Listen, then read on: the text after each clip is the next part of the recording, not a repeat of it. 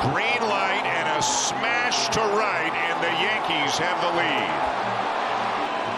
It is no secret to anyone that the Toronto Blue Jays this season have played some absolutely horrendous baseball for a large part of the year. With 61 games remaining, all hope for a playoff appearance has vanished completely, and the biggest thing that fans have to look forward to is actually in 5 days, the trade deadline. Who will the Blue Jays trade away, and what guys can we expect to get back in return to potentially build around for next year and years to come? Well, based on the latest reports, the Blue Jays trade deadline strategy is becoming clearer, and it's safe to say that fans aren't too happy about it. What's up, folks, and welcome back to the channel. Just yesterday, Nicholson Smith came out with a Blue Jays trade deadline update that effectively solidified the Jays' plan for the next few days. Before we break all that down, I encourage you guys to hit the like and smash the subscribe button if you enjoy Blue Jays content and discussion so you don't miss any future videos. Alright, folks, let's get into it. So, Bleacher Report writes, according to Nicholson Smith of Sportsnet, since the Blue Jays plan to keep the door open on contending in 2025, prying the likes away of Kevin Gausman, Chris Bassett, Jose Barrios, and Vladimir Guerrero Jr. will be extremely difficult. It was noted that the Blue Jays aren't shopping those players or the injured Bo Bichette, and for interested teams to acquire someone like Guerrero Jr., they'd have to bowl the Blue Jays over. Now, this is something that people have been talking about for a while now, but at this point, I think that it's safe to say that those controllable guys that the Blue Jays have,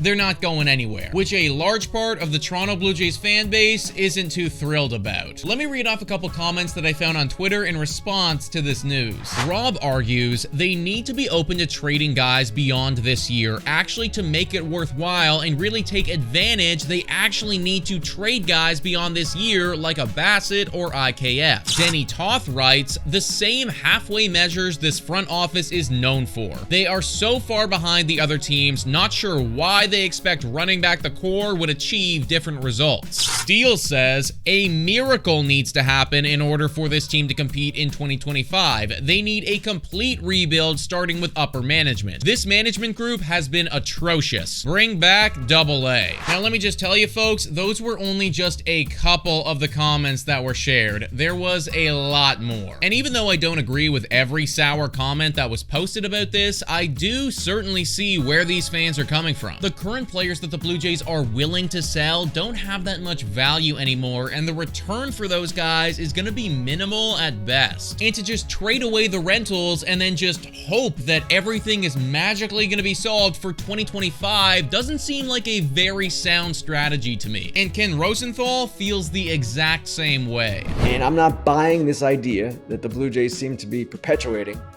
that, yeah, we'll come back in 25 and we'll be really good. With this group of players, they're 0-6 in the postseason in this decade. They haven't won a postseason game. And are you going to win the World Series next year when you're playing in a rugged AL East? I just don't buy this logic at all. Whoa, time for your daily Betway breather. A quick reminder that the best place to bet is on Betway. Must be 19 years of age or older to play. In collaboration with iGaming Ontario, please bet responsibly. Now, back to the content. This Toronto Blue Jays strategy of just running it back again in 2025 and not trying to trade away anyone with control at this deadline truly feels like just Ross Atkins trying to save his job. I want to watch a competitive team in 2025 and I want to see these guys do well, but at this point, considering where the squad is at right now, it just feels extremely unlikely that they're going to be able to get there. And we haven't even talked yet about the farm system. MLB recently released their updated farm system rankings, and the Toronto Blue Jays are right there at the bottom, being ranked 30th in all of baseball. Trading Kikuchi and Justin Turner and other one-year guys is going to help, but it's definitely not going to be enough to restock that system, and it certainly isn't going to be a big enough change to get competitive for next season. At this point, we have a couple days left to the trade deadline, and honestly, I am just crossing my fingers and hoping that the Toronto Blue Jays decide to do something a little bit more impactful than what is currently being reported on. But folks, let me know what you think about all this in the comments down below. Thank you so much for watching, and as always, go Jays go.